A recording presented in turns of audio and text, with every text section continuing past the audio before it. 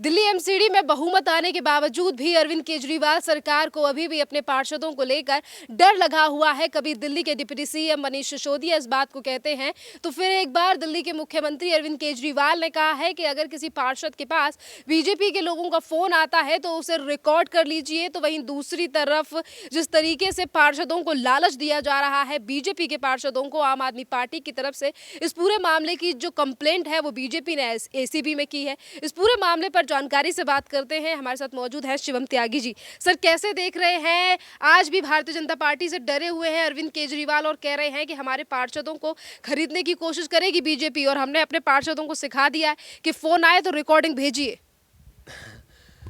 आपको याद होगा पिछले अभी दिनों मनीष सिसोदिया ने कहा था कि मेरे पास फ़ोन आया, वो कह रहे हैं कि तुम आ जाओ, तुम्हें डिप्टी चीफ मिनिस्टर बना देंगे, इतने विधायक लेके आ जाओ और ऐसे ऐसे बात है, ये है वो है। बीजेपी ने कहा कि रिकॉर्डिंग दिखा दो, तो वो रिकॉर्डिंग आज तक आई नहीं है। फिर सत्येंद्र जैन को कहा गया कि सत्येंद्र जैन को बोल रही है भारतीय जनता पार्टी कि तुम हमारी तरफ आ जाओ, तुम अगर इधर आ जाओगे तो तुम्हारे चार्जेस क्लियर कर देंगे और तुम्हें इसके बाद बरी कर देंगे, लेकिन वो भी नहीं हो पाया। उसकी भी वीडियो और ऑडियो अभी तक कुछ आया नहीं है। पिछले इतने लंबे समय से ये ऑडियोधारी आदमी जो है, जो बार बार कहता है ऑडियो बना लेना, वीडियो बना लेना, पिछले अपनी तरफ से जो है अभी तक एक भी वीडियो ऑडियो नहीं आया है इसका कोई सबूत के तौर पर कि बीजेपी ने इनको खरीदने की कोशिश की है। अगर ऐसा कुछ हुआ है तो आपको अब तक वीडियो और ऑडियो इस देश के लिए जारी कर देना चाहिए था। लेकिन हाँ, कुछ एक मसाज वाले वीडियो जरूर आए हैं जिस पर ये कहते थे कि कोई भी करप्शन हो, कोई भी भ्रष्टाचार हो, आप हमारे पास आना, वीडियो और ऑडियो लेकर उस आदमी को हम तुरंत बर्खास्त करेंगे। पिछले 6 महीने से जेल मंत्री जेल में जो है मसाज करा रहे हैं, आनंद ले रहे हैं, अभी तक वो बर्खास्त नहीं हुए हैं, ना ही उनको बेल मिली है। तो उनका ऑडियो वीडियो ज़रूर आया है। जहाँ तक बात अरविंद केजरीवाल की है, ये इस देश के लिस्टेड झूठे तो हैं ही हैं, उसमें तो कोई दो राय नहीं है। वो तो अब इनके लिए उपाधि भी छोटी हो गई है। लेकिन ये रियलिटी है कि इनको अब कहीं ना कहीं लग रहा है कि इनके लोग जो हैं इनके साथ टिके नहीं रहेंगे। इनको अब शायद ऐसा लग रहा है कि इनका ये सब होने के बाद से इनको दिक्कत पैदा हो सकती है और ऐसा हो सकता है कि पार्षद जो है कहीं ना कहीं दूसरी तरफ वोट कर दें। पार्षदों का अपना मन है कि वो जिस साइड चाहें, जैसे चाहें, जिस तरीके से चाहें वोट कर सकते हैं। लेकिन ये अनर्गल आरोप लगाना उल्टा मतलब निहायती बेहुदगी वाला बात है। और ये ऐसा नहीं है कि इनका कोई नया है, ये हर चुनाव के बाद ये करते ही है।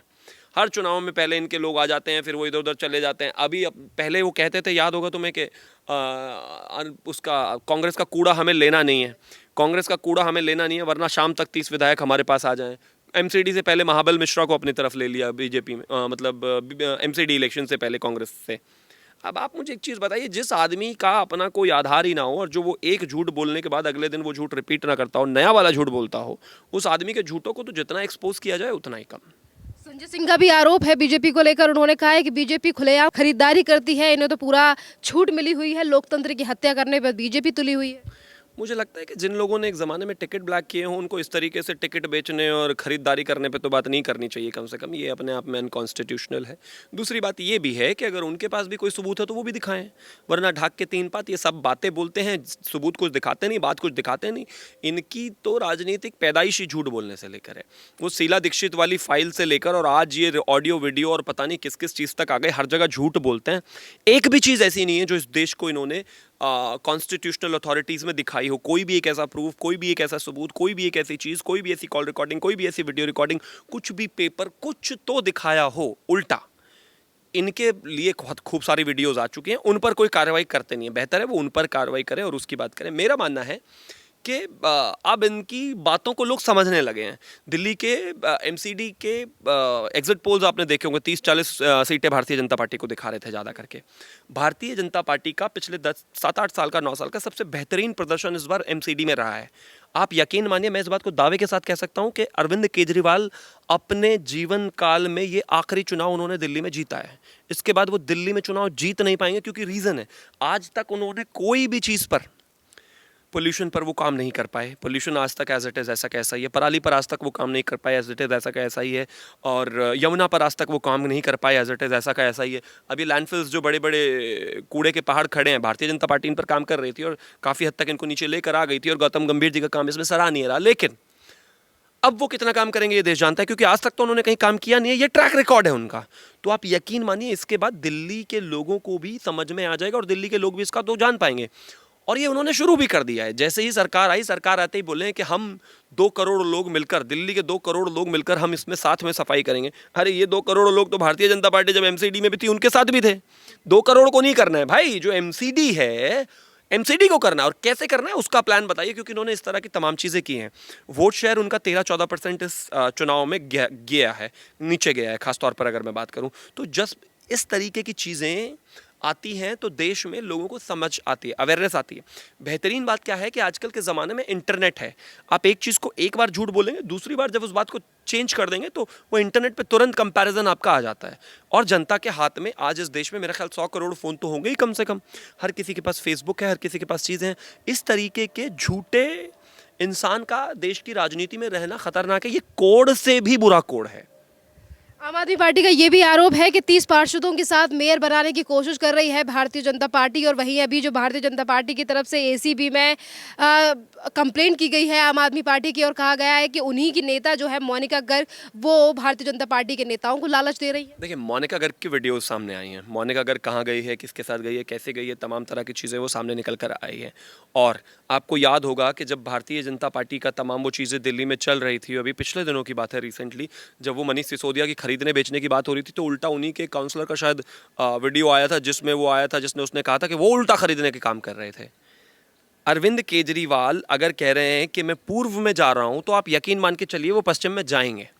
अगर वो आदमी जो कह रहा है उसका बिल्कुल ऑपोजिट करता है, अगर वो कह रहा है ना कि कट्टर ईमानदार है, तो जब वो कट्टर ईमानदार बोल रहा है तो आप उसको कट्टर बेईमान सुने। मतलब वो जो कर रहा है बिल्कुल उसका ऑपोजिट बोलते हैं हमेशा। तो ये एक चीज़ हमें देखने की आवश्यकता है। जहाँ तक बात है कि वो खरीदने बेचने की बात है, ये खुद ही कोशिश कर रहे होंगे। अभी देखा भी था तुमने, आपने देखा होगा कि अभी पिछले दिनों 3 खरीद तो लिए थे वो कांग्रेस के, वो शाम तक धीरे धीरे वापस आ गए। पैसे वैसे की कमी पड़ गई होगी, क्योंकि वो शराब घोटाले का पैसा तो बीजेपी ने निकलने नहीं दिया, जो जितनी भी एजेंसीज है इन्होंने निकलने नहीं दिया, जांच बिठा दी, तो पैसा तो कम नहीं रहा है काफ़ी समय से। तो हो सकता है कि पैसे की कमी पड़ गई हो तो तीनों पार्षद वापस भाग गए, वरना खरीद तो लिए थे इन्होंने। तो ये इनका वर्किंग स्टाइल है और ये ऐसे ही काम करते हैं। मुझे लगता है इनको अब इस देश में कम से कम इतना तो एक्सपोज ये हो गए हैं कि करप्शन हो, भ्रष्टाचार हो, चोरी चकारी हो, लूटमार हो, शराब हो, इन सब चीज़ों के ये मास्टर हैं। मैं मानता हूं कि देश अब पहचान चुका है और दिल्ली भी और बहुत जल्दी इनसे ओवरकम कर जाएगी। जिस तरीके से इस बार की परफॉर्मेंस रही है, अगली बार देखिएगा दिखेंगे नहीं। सर, आप कह रहे हैं कि जो भी काम अरविंद केजरीवाल ने अपने हाथ में लिए हैं वो काम उन्होंने किए नहीं है, चाहे यमुना की सफाई हो, कूड़े का पहाड़ हो, दिल्ली का प्रदूषण हो। पर आम आदमी पार्टी का कहना है कि इस बार हम एमसीडी में आ गए हैं, हमें पीएम नरेंद्र मोदी का आशीर्वाद चाहिए, उनके आशीर्वाद से ही हम दिल्ली को और स्वच्छ बना पाएंगे। नरेंद्र मोदी जी का आशीर्वाद हर उस आदमी के साथ है जो इस देश के लिए कुछ करना चाहता है। चोरी करना चाहता है तो फिर उनके पास आशीर्वाद नहीं है, फिर उनके पास कुछ और है ना। उनके पास जेल है, डंडा है, तमाम चीज़ें हैं। देश के लिए कुछ करना चाहते हो, स्वागत है आपका। देश के लिए आप कुछ आगे करना चाहते हो, राज्य के लिए कुछ आगे करना चाहते हो, बहुत बेहतर चीज़ है। हर चीज़ में कोऑपरेशन केंद्र सरकार का बाय डिफ़ॉल्ट रहता ही है। लेकिन चोरी चकारी करोगे, लूटमारी करोगे, शराब बेचोगे, बेईमानी करोगे, घोटाले करोगे, जल बोर्ड में घोटाले करोगे, काम करोगे नहीं। 2015 से 2022 आ जाएगा आपको ये बोलते हुए कि हम यमुना साफ़ करेंगे, उसको करोगे नहीं। स्कूल बनाने के नाम पे कमरे बनाओगे, उनमें भी घोटाला करोगे। टिकट भी 100 करोड़ में जा रहे हैं, ऐसा सुनने में आया है, मतलब राज्यसभा के। तो जाहिर है फिर तो भाई आपका इलाज होना अनिवार्य है और वो होगा ही।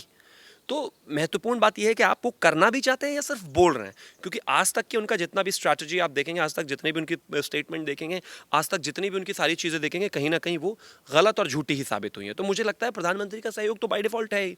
दिल्ली में केंद्र और राज्य जो है दोनों हैं, ठीक है, और दोनों के हिसाब से दोनों के लोग यहाँ पर रहते हैं। और प्रधानमंत्री और या फिर केंद्र का कोई भी मंत्री ये नहीं चाहेगा या चाहेंगे कि भाई यहाँ पर गंदगी रहे, बशर्ते कि वहाँ पर जो सरकार में है, एमसीडी में है, वो उसके लिए काम करें। अब काम इन्होंने आज तक सरकार में, दिल्ली सरकार में रहते हुए नहीं किया, तो ये एमसीडी में क्या करेंगे। इनसे काम की उम्मीद लगाना मतलब अपने आप को मतलब बेवकूफ़ बनाने जैसी बात है। काम की उम्मीद दिल्ली से है नहीं, लेकिन ये है कि इस बार इनके जो है क्लैरिटी ज़रूर हो जाएगी, इस बार इनकी पोल खोल ज़रूर हो जाएगी। सर, अगर मेयर की बात करें दिल्ली एमसीडी में, तो आम आदमी पार्टी का डर सामने आ रहा है। बीजेपी के भी कुछ नेता बोलते हुए नजर आ रहे हैं कि मेयर दिल्ली में बीजेपी का होगा। इस पर क्या कहें? देखिए, मेरा ऐसा मानना है कि मेयर में जहाँ तक बात वोट करने की है, वोट का अपना अधिकार है। आप जहाँ चाहे, जैसे चाहे, जब चाहे वोट कर सकते हैं। और इस देश में ऐसा कोई पहली बार ना तो होगा और ना ऐसा है कि आज तक हुआ नहीं है। मेरा अपना मानना है कि जहाँ जिसका मन करे वो वहाँ वोट डाले। अब इस देश में ये कोई बहुत नई परिपाटी है नहीं। कांग्रेस ने बीएसपी के राजस्थान में 6 विधायक रातों रात तोड़ लिए, उस बात का कोई हंगामा नहीं हुआ। आम आदमी पार्टी तमाम कांग्रेस के नेताओं को अपने पास लेकर आई है, पार्टी खड़ी करी है, उस बात का कोई हंगामा नहीं है। तमाम जगहों पर लोगों ने अलग अलग तरह के प्रयास करे, उस बात का कोई हंगामा नहीं है। अशोक गहलोत ने अपनी ही पार्टी के सचिन पायलट गुट के विधायकों के, जब वो दिल्ली आ गए थे, उनके फ़ोन टैप कराए, तमाम तरह की चीज़ें कराई, वो चीज़ें बाहर आई, उस बात का कोई हंगामा नहीं है। इसके अलावा प्रणब मुखर्जी का खुद सोनिया गांधी ने फ़ोन टैप, ऑफिस टैप सब कराया, उस बात का कोई हंगामा नहीं है। नरेंद्र मोदी जी की सरकार को या फिर भारतीय जनता पार्टी की तरफ कोई अगर आने का मन करता है किसी का और आता है, तो वो बेईमानी है, लोकतंत्र खतरे में है, ये दिक्कत वो दिक्कत। मुझे लगता है इस तरह की हिपोक्रेसी चलने वाली है नहीं। जिसकी जहां मर्जी है वो वहां वोट डाले, जो जिस सिंबल पर जीत के आए बात अलग है, लेकिन लोग इधर से उधर आते हैं, ये एक रियलिटी है इस देश की, आप इसको नहीं बदल सकते। तो मैं ऐसा मानता हूं कि हाँ, अगर उन्होंने कहा है कि भाई एमसीडी में उनका मेयर बनेगा, वो ज़्यादा बेहतर जानते होंगे। हो सकता है उनके संपर्क में कोई हो सकता है किसी ने उनको कहा हो सकता है उन्होंने बात की हो सकता है कि आम आदमी पार्टी के कुछ लोग ऐसे हों, क्योंकि जो एक पार्टी 9-10 साल में ही कुकर मुत्ते की तरह पैदा हुई हो, जिसका कोई आइडियोलॉजी ना हो, जो आदमी इशरत जहाँ के मर्डर को फर्जी बताने से लेकर स्वास्तिक के चिन्ह के पीछे झाड़ू भागने से लेकर राम मंदिर की जगह हॉस्पिटल बनाने से लेकर आज इस बात तक पलट गया हो कि नोट पर लक्ष्मी और गणेश की पूजा होनी, वो फोटो आनी चाहिए, तो मान लीजिए उसकी कोई विचारधारा तो है नहीं, कहानी खत्म है, वो जिधर को चाहे लेट सकता है, बेपेंदी के लोटे वाली बात है उसकी। तो उनकी पार्टी बहुत लंबी चलेगी या उनके काम होंगे, या आप यूं कहिए कि वो विचारधारा पाले या नहीं, उनका काम है किसी भी तरीके से पैसे कमाओ, सत्ता कमाओ। और मैं ये आपको लिख के दे सकता हूँ बहन जी के बारे में, बहन जी के विधायक जो है मायावती जी के, और तमाम लोग ऐसा कहते हैं कि हर चीज़ पैसे पे होती है। अब से कुछ साल बाद आप देख लीजिएगा, अरविंद केजरीवाल भी उसी लीग में होंगे, टिकट बिकेंगे, पैसे लिए जाएंगे, बात खत्म हो जाएगी, हंगामा जो कि उनके ही नेता कहते हैं, और वो ही बहन कुमारी मायावती जी वाले लीग में ही पहुंच जाएंगे, क्योंकि सिर्फ पैसा मनी मिंटिंग मशीन की तरह अगर आप इस्तेमाल लोगों को करोगे तो आपका अंततः यही हाल होना है।